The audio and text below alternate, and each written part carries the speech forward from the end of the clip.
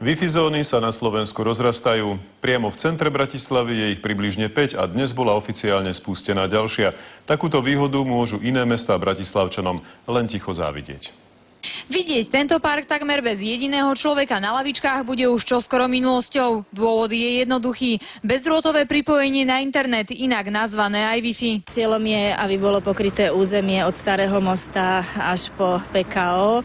Dnes sa môžu v Starom ešte nepresvedčiť, že funguje pokrytie od Starého mesta po Nový most. Niektorí si pripojenie na internet na nábreží Dunaja vyskúšali už dnes a neodradilo ich ani pár stupňov nad nulou. To je fantastický nápad. Je to super, že to máte. Človek si môže skontrolovať maily aj v takomto príjemnom prostredí.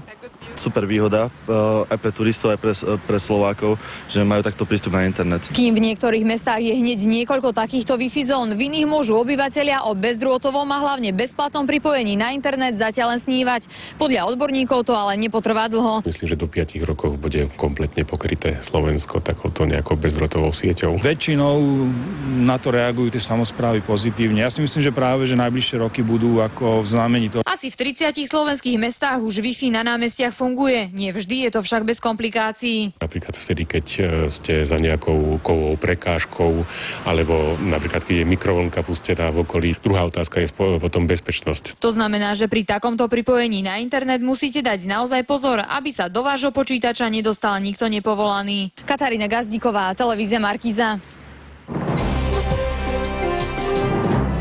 Staňte sa aj vy reportérmi televízie Markíza. Posílajte nám tipy, námety, ale aj fotografie a videá. Sme tu pre vás 0915 100 100 alebo www.somreporter.sk.